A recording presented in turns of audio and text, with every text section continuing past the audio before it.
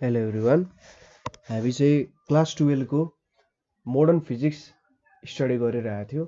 Modern फिजिक्समा हामी nuclear फिजिक्सको बारे study गरिरहेको थियौँ र आज चाहिँ हामीले atomic mass and atomic mass युनिटको बारे स्टडी गरिरहेछौँ। सो कसरी एटम बम बन्छ भन्ने कुरामा अलि हतार नगरौँ। अहिले सुरुमा यसको लागि सानो स्टेप्सहरू अगाडि बढाउँदै जाउँ। के हुँदो रहेछ त, हामीले कसरी यसलाई बनाउन सक्छौँ होला भन्ने कुराहरू चाहिँ डिस्कस गर्दै जाउँ। सो अब हामीले हेर्नुपर्ने भनेको एटमिक मास र एटमिक मास युनिट हो है। एटमिक मास भनेको चाहिँ के हो त भन्दा, सिम्पल भाषामा number of protons plus number of neutrons plus number of electrons भनेर भन्न सकिन्छ। ठिक छ, एटमिक मास भनेको चाहिँ यो सबै कुराको सम लिनुपर्ने। तर के हुन्छ भने इलेक्ट्रोन्सको मासको भ्यालु चाहिँ एकदमै के हुन्छ त, सानो हुन्छ, भेरी लेस। ठिक छ, एकदमै सानो हुन्छ।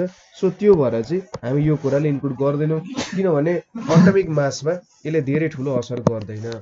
सो यो भनेको के हो त, हाम्रो एटमिक मास भनेको नम्बर अफ प्रोटोन्स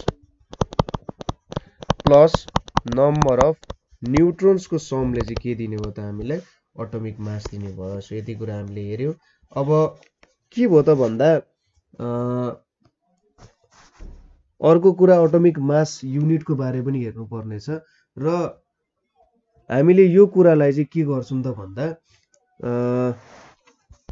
एकदमै सानो हुन्छ यो मास। यो मास एकदमै सानो भएको कारण चाहिँ यसलाई हामीले एउटा युनिट लिन्छौँ, एटमिक मास युनिट भन्छ यसलाई। एटमिक मास युनिट, जसलाई चाहिँ एएमयु पनि भन्छ। सो एएमयु को टर्म्समा एक्सप्रेस गर्छौँ, किनभने भ्यालु एकदमै सानो छ र अलिकति यसलाई एक्सप्रेस गर्न सजिलो होस् भनेर चाहिँ के गर्छौँ त, एटमिक मास युनिट एएमयु, अर यसलाई चाहिँ यु मात्रै भनेर पनि लेखिने गरिन्छ। ठिक छ, अब साइन्टिस्टहरूले चाहिँ के गरे त भन्दाखेरि, के कुरालाई चाहिँ मेरो मासको युनिट लिँदा सजिलो हुन्छ होला त, के कुरालाई चाहिँ मैले चाहिँ युनिटको रूपमा लिएँ। युनिट भनेको त सपोज 1 हुन्छ नि होइन, के कुरालाई चाहिँ मैले 1 को रूपमा लिएँ भने सजिलो होला त भनेर खोज्दै जाँदाखेरि एउटा कार्बनको एउटा आइजोटोपलाई चाहिँ तिनीहरूले लिन पुग्यो होला। कार्बनको आइजोटोप नै हो। अब कार्बनको आइजोटोप कुन चाहिँले लिन पुग्यो त भन्दाखेरि, जसको एटमिक मास 12 छ र एटमिक नम्बर 6 छ। सो कार्बन C612 लाई चाहिँ के गर्न पुगे त, एटमिक मास युनिटको रूपमा लिन पुगे। र 1 AMU लाई कसरी डिफाइन गरे भन्दा त, 1 AMU भनेको चाहिँ के हो त, 1/12 of mass of 6C12 atom. So एउटा एटमको मासको युनिट भनेको 1 एटमिक मास युनिट भनेको चाहिँ के भयो त, 1/12 of the mass of C612 एटमलाई चाहिँ के गरे त, एक एटमिक मासको रूपमा लिन पुगे होइन। यो एक्युरेटली लगभग तपाईँले क्यालकुलेट गर्नुभयो भने लगभग यसको मास चाहिँ कति आउँछ त, 1 आउँछ। ठिक छ, लगभग मास कति आउँछ त, 1 आउँछ। सो यसलाई चाहिँ 1 एटमिक मास युनिटको रूपमा चाहिँ यसलाई रिप्रेजेन्ट गरे। अब हामीलाई के थाहा छ त, यदि मैले एटमिक मासलाई चाहिँ के त, ग्रामको रूपमा रिप्रेजेन्ट गरेँ, 12 छ भने 12 ग्रामको रूपमा रिप्रेजेन्ट गरेँ भने यसले मलाई के दिन्छ त भन्दाखेरि, 1 मोलको मास दिन्छ। 1 मोल कार्बनको मास भनेको चाहिँ 12 ग्राम हो भनेर दिन्छ। ठिक छ, बुझ्नुभयो होला। मेरो 1 मोल कार्बनको मास भनेको चाहिँ के हुन्छ त, 12 ग्राम हुन्छ है। सो 1 मोलमा कति हुन्छ त भन्दाखेरि 6.023 इन्टु 10⁻23 वटा के हुन्छ त, एटम्स हुन्छ है। कति हुँदो रहेछ त, 6.023 इन्टु 10⁻23 एटम्स हुन्छ। सो 12 ग्राममा कति हुने रहेछ त, 6.023 इन्टु 10⁻23 एटम्सहरू हुने रहेछ भने सो यो एटम्सको नम्बर भयो। सो एउटा एटमको मास कति हुने रहेछ त भन्दाखेरि 12/6.023 इन्टु 10⁻23 हुन्छ। बुझ्नुभयो होला। मैले यदि एटमिक मासलाई ग्राममा लेखेँ भने यसले मलाई 1 मोल दिन्छ। 1 मोलमा कतिवटा एटम्स हुन्छ भन्दाखेरि 6.023 इन्टु 10⁻23 एटम्स हुन्छ। सो 6.023 इन्टु 10⁻23 एटम्सको मास 12 ग्राम हुन्छ भने एउटा एटमको मास चाहिँ 12/6.023 इन्टु 10⁻23 23 ग्राम हुने रहेछ। सो हामीलाई के थाहा छ त एउटा एटमको मास भनेको चाहिँ के हो त 1 एटोमिक युनिट हो हैन। सो 1 एटोमिक युनिट भनेको 1 AMU भनेको कति हुने रहेछ त बुझ्नुभयो होला। एउटा एटमको मास भन्नाले मलाई के दिन्छ त एटोमिक युनिट दिन्छ। सो 1 एटोमिक युनिट भनेको यदि दुईटालाई डिभाइड गर्यो भने 1.66 इन्टु 10⁻⁻24 ग्राम हुने रहेछ। सो मैले एटोमिक युनिट लिए भने एउटा एटोमिक युनिट भनेको अथवा एउटा एटमको मास भनेको चाहिँ कति हुने रहेछ त 1.66 इन्टु 10⁻⁻24 ग्राम हुने रहेछ। अब यसरी मैले मास अफ प्रोटोन र मास अफ न्यूट्रोन त्यसै गरी मास अफ इलेक्ट्रोनलाई यदि एटोमिक मास युनिटमा एक्सप्रेस गर्नु पर्यो भने मास अफ प्रोटोन भनेको 1.672622 इन्टु 10⁻⁻27 ग्राम हुन्छ हैन, सरी केजी हुन्छ। सो यो भ्यालु भनेको कति हुन जान्छ त भन्दा 1.007276 एटोमिक मास युनिट हुन्छ। त्यसै गरी न्यूट्रोनको अलिकति धेरै हुन्छ 1.674927 इन्टु 10⁻⁻27 केजी छ। सो यो भनेको 1.008665 युनिट हुन्छ, ठीक छ। त्यसै गरी इलेक्ट्रोनको 9.10938 इन्टु 10⁻31 केजी हुन्छ। सो यो भनेको कति हुन्छ 0.000548 युनिट हुन्छ। सो यहाँबाट हेर्दा के देखिन्छ भन्दा इलेक्ट्रोनको वेट त एकदमै सानो छ हैन। एउटा एटमको भन्दा एउटा कार्बनको एटमको वेट भनेको 1.66 इन्टु 10⁻⁻24 युनिट छ, 24 ग्राम छ। सो हेर्नु त 1 AMU भन्दा यो त कति धेरै सानो छ त भन्दाखेरि लगभग कति 0.000 भनेपछि 1000 गुणाले त यत्तिकै सानो छ हैन। सो 1000 गुणाले सानो छ भने यसलाई जोडेर केही फाइदा छैन। सो त्यो भएर चाहिँ हामीले जेनरली 1 एटोमिक मास युनिटमा के हुन्छ सरी मास क्यालकुलेट गर्दा इलेक्ट्रोनलाई जोडेर आउँदैन। सो बुझ्नु भयो होला 1 एटोमिक मास युनिट भनेको के हो त 1/12 अफ मास अफ C612 कार्बनको आइजोटोपको मास हो हैन, C612। अब हामीले एटोमिक मासलाई ग्राममा एक्सप्रेस गर्यौं भने त्यसले के हुन्छ त 1 मोलको भ्यालु दिन्छ मलाई। सो 1 मोल भनेको चाहिँ कति हुन्छ त भन्दा 12 ग्राम हुन्छ कार्बनको र 1 मोलमा 6.023 10⁻23 एटम्स हुन्छ। सो एउटा एटमको वेट भनेको चाहिँ कति हुन्छ त 12/6.023 10⁻23 हुने भयो र एउटा एटमको वेटले कति दिन्छ त मलाई 1 एटोमिक युनिट दिन्छ। 1 एटोमिक युनिट भनेको 1.66 इन्टु 10⁻24 हुने भयो। सो एउटा मैले जुन एउटा स्ट्यान्डर्ड युनिट लिए 1 एटोमिक युनिट भनेको यति हुने रहेछ भ्यालु र मैले mass of proton, mass of neutron र मास अफ इलेक्ट्रोन यो अनुसार एक्सप्रेस गरे है। अब यहाँनेरि हामीले टाइप्स अफ न्यूक्लियाई भनेर हेर्नुपर्छ। टाइप्स अफ न्यूक्लियाई के हुन्छ त भन्ने कुराहरु हामी यहाँ हेर्छौं। सो टाइप्स अफ न्यूक्लियाई भनेको चाहिँ के हुन सक्छ त भन्दाखेरि नम्बर अफ प्रोटोन्स और नम्बर अफ न्यूट्रोन्समा बेस्ड हुन्छ। सो त्यो अनुसार चाहिँ हामीले टाइप्स अफ न्यूक्लियाई हेर्छौं। सुरुमा आइजोटोप्स भनेको के हो त्यो कुरा हेरौं। आइजोटोप्स भनेको चाहिँ के हो भन्दाखेरि यसमा चाहिँ के हुन्छ त एलिमेन्ट्सहरुको जेड सेम हुन्छ अथवा एटोमिक नम्बर सेम हुन्छ हैन। एटोमिक नम्बर सेम तर के हुन्छ त एटोमिक मास के हुन्छ डिफरेन्ट हुन्छ, ठीक छ। एटोमिक मास के हुन्छ डिफरेन्ट हुन्छ। यस्तो भयो भने यसलाई के भन्छ त आइजोटोप्स भनेर भन्छ। जस्तै हाइड्रोजनमा हेर्यौं भने के हुन्छ त हाइड्रोजनको आइजोटोप्स हेरौं 1H1 हुन्छ, त्यसै गरी 1H2 हुन्छ, 1H3 हुन्छ। प्रोटियम ड्युटेरियम भन्छ होला सायद, हाइड्रोजन प्रोटियम ड्युटेरियमहरु भन्छ। सो हेर्नु त यहाँनेरि एटोमिक नम्बर सेम छ तर के छ त मास डिफरेन्ट छ। सो यो के भयो त हाइड्रोजनको आइजोटोप्सहरु भयो भन्छ।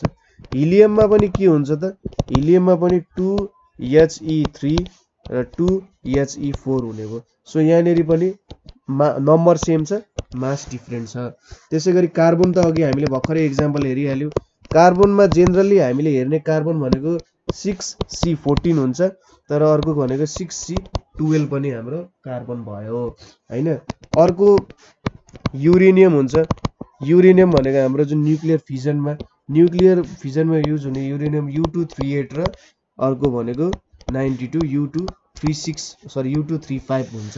सो यसरी चाहिँ के देखिन्छ त यदि एटोमिक नम्बर सेम छ तर एटोमिक मास बेग्लै छ भने त्यसले हामीले आइसोटोप्स दिन्छ।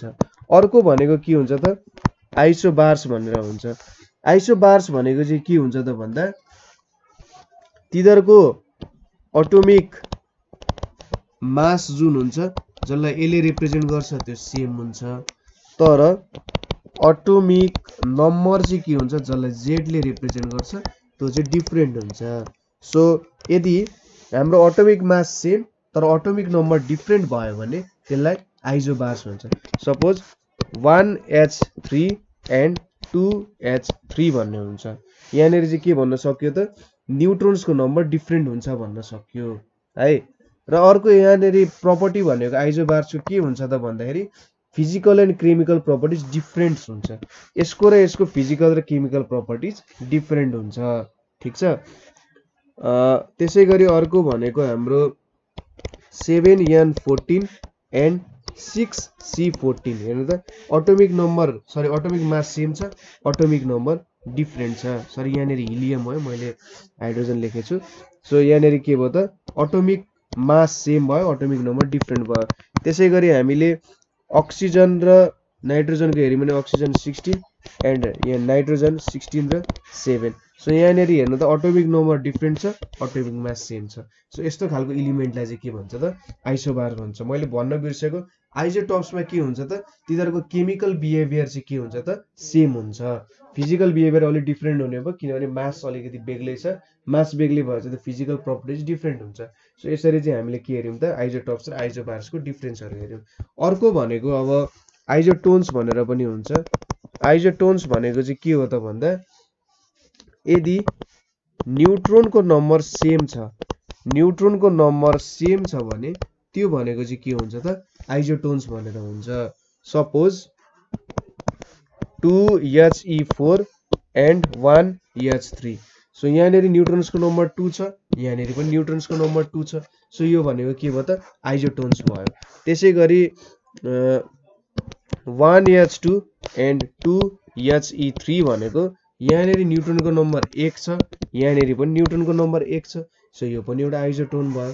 त्यसै गरी 7N17 एन्ड 8O18 मा यहाँनिर न्युट्रोन्सको नम्बर 10 छ यहाँनिर पनि न्युट्रोन्सको नम्बर 10 छ। सो यस्तो खालको इलिमेन्ट्सलाई चाहिँ के भनियो त आइसोटोन्स भनेर भनियो है। अब अर्को कुरा हामीले पढ्नु पर्ने भनेको यहाँनिर आइन्स्टाइन्स मास इनर्जी रिलेसन। ठिक छ। Einstein's mass energy relation. So यो एकदमै इम्पोर्टेन्ट छ हाम्रो लागि यो बुझ्नको लागि हैन। यो बुझिसकेपछि चाहिँ हामीले एउटा सानो टपिक हेर्छौँ हैन। त्यो गरिसकेपछि हामीले चाहिँ कसरी चाहिँ न्युक्लियर फ्युजन हुन्छ भन्ने अब वान स्टेप अगाडि बढ्छौँ। So Einstein's mass energy relation सुरुमा के थियो भन्दा यो रिलेसन बन्नुभन्दा अगाडि मास र इनर्जी भनेको चाहिँ डिफरेन्ट कुरा भन्थ्यो। मास भनेको के भन्थ्यो त भन्दा एउटा अब्जेक्टमा कति म्याटर कन्टेन्ट छ भन्ने चाहिँ मास हुन्थ्यो। इनर्जी भनेको चाहिँ केही काम गर्नको लागि वर्क डन कति गर्नु पर्यो त मैले भन्नु चाहिँ इनर्जी हुन्थ्यो। सो मास भनेको म्याटर हुन्थ्यो मास प्रति कति काम गरिन्थ्यो भन्ने कुरा चाहिँ इनर्जी हुन्थ्यो। र इनर्जी भनेको चाहिँ अर्कै एउटा छुट्टै कुरा हो यो फिजिकल कुरा होइन फिजिकल अब्जेक्ट होइन भन्ने टाइपको कुरा थियो हैन। सो इनर्जी र मास भनेको डिफरेन्ट कुरा थियो र they were separate laws of conservation for mass and energy. Mass र इनर्जीको लागि सेपरेट कन्जर्भेसन्सको प्रिन्सिपलहरू थियो। अब किनभने इनर्जीलाई क्यापासिटी अफ डुइङ वर्क भनिन्थ्यो कति क्यापासिटी छ तर के थियो त भन्दा यो क्यापासिटीलाई फिजिकल्ली एक्सप्रेस गर्न त सकिरहेको थिएन। इनर्जी त हाम्रो यहाँ वरिपरि छ नि तर इनर्जीलाई कसरी रिप्रेजेन्ट गर्न सकिन्छ भन्ने कुरा त त्यो बेला पनि अलिक मिस्ट्री नै थियो। अब आइन्स्टाइनले के गरे त भन्दाखेरि आइन्स्टाइनले चाहिँ थ्योरी अफ रिलेटिभिटीमा के गरे मास र इनर्जीलाई सँगै जोड्ने काम गरे। आइन्स्टाइनले के भने त मास र इनर्जी एउटै कुरा हो। सपोज हामीले इनर्जीलाई मासमा पनि कन्भर्ट गर्न सक्छौँ मासलाई इनर्जीमा पनि कन्भर्ट गर्न सक्छौँ। सो यदि हामीले इनर्जीलाई चिस्यायौँ अथवा कुल डाउन गर्यौँ भने त्यो मास हुन्छ र मासलाई हामीले हिट गर्यौं अथवा कुनै तरिकाले यसलाई बर्न गर्यौं अथवा के गरौँ भने यो चाहिँ इनर्जीको रूपमा कन्भर्ट हुन्छ। सो मासलाई टुक्र्याउँदाखेरि इनर्जी बन्छ, इनर्जीलाई चिस्याउँदाखेरि के बन्छ त मास बन्छ। र के देखायो त यिनले हेर्नु त E is equals to mc square भनेर देखाए। यहाँनिर के देखाए सानो मासमा पनि एकदमै धेरै एमाउन्ट अफ इनर्जी हुन्छ किनभने c स्क्वायरले मल्टिप्लाई भइरहेछ। सपोज हामीले mass is equals to 1 KG राख्यौं भने इनर्जी भनेको कति आउँछ त भन्दाखेरि 1 × 3 × 10⁸ को स्क्वायर भनेको 9 × 10⁻16 जुल आउँछ।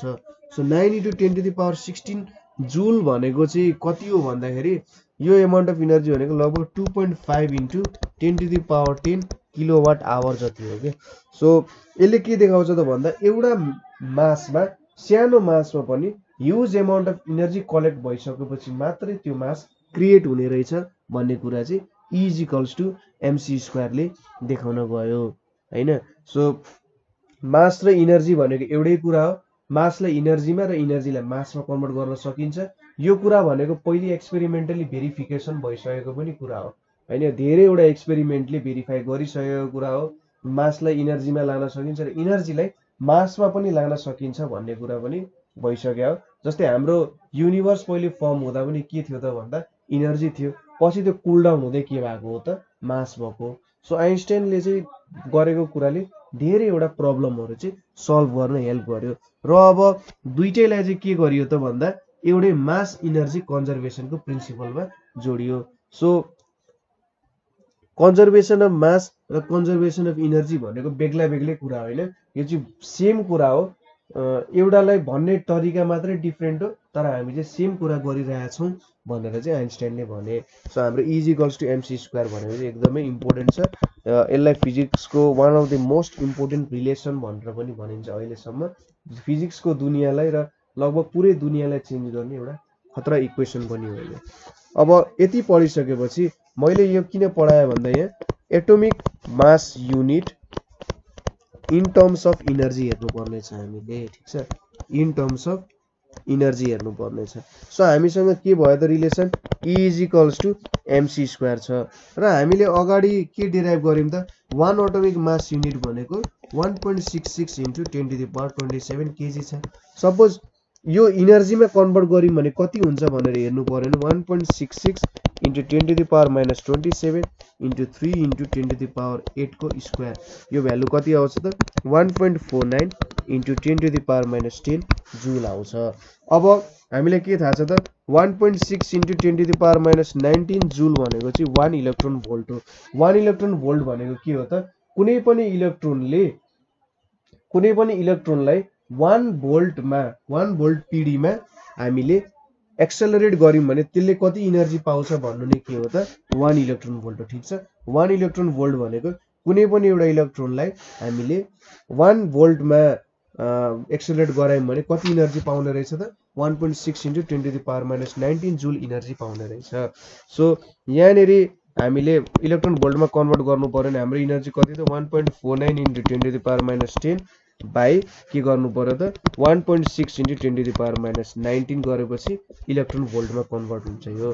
सो यो भनेको कति आउँछ त भन्दा 0.931 × 10⁻9 इलेक्ट्रोन भोल्ट भनेको इनर्जी भनेको कति आयो त 931 मेगा इलेक्ट्रोन भोल्ट आउँछ। कसरी आउँछ त सपोज यो भनेको 931 × 10⁻6 इलेक्ट्रोन भोल्ट भयो, 931 × 10⁻3 किलो इलेक्ट्रोन भोल्ट भयो र 931 मेगा इलेक्ट्रोन भोल्ट भयो हैन।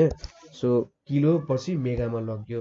अब यसै गरी हामीले इलेक्ट्रोनको निकाल्यौं भने इलेक्ट्रोन भोल्टमा निकाल्यौं भने 0.511 मेगा इलेक्ट्रोन भोल्ट हुन्छ। प्रोटोनको कति हुन्छ 938 × 279 मेगा इलेक्ट्रोन भोल्ट हुन्छ र न्यूट्रोनको कति हुन्छ 939.573 मेगा इलेक्ट्रोन भोल्ट हुन्छ। सो यसरी चाहिँ हामीले मेगा इलेक्ट्रोन भोल्टमा कन्भर्ट गर्यौं। यो चाहिँ एक्चुअली तपाईले आफै कन्भर्ट गरेर हेर्नु होला कसरी आउँछ होला भनेर। इधरको मास तपाईलाई थाहा छ भने सुरुमा मासलाई E is equals to mc square को फर्मुला लाएर के गर्नु कन्भर्ट गर्नु हैन, अथवा इनर्जी सिधै भेट्नु भयो भने सिधै गर्दा पनि केही फरक पर्दैन। सपोज हाम्रो के छ त यहाँ भन्दाखेरि यति मासको चाहिँ 1.66 इन्टु 10⁻⁻27 को 931 मेगा इलेक्ट्रोन भोल्ट आउँछ भने त्यसको कति आउँछ भनेर सिधै गर्दा पनि हुन्छ, अथवा is equals to MC square formula लाएर सुरुमा जुलमा कन्भर्ट गरेर त्यसपछि इलेक्ट्रोन भोल्टमा कन्भर्ट गर्दा पनि हुन्छ, जुन प्रोसेस एप्लाई गरे पनि ठिकै हो।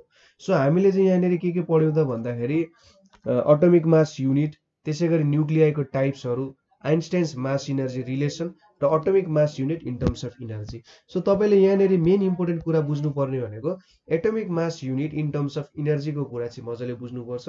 सो यो कुरा मजाले बुझ्नुहोस्, कतै बुझ्नु भएन भने कमेन्ट गर्नु होला। So thank you for watching.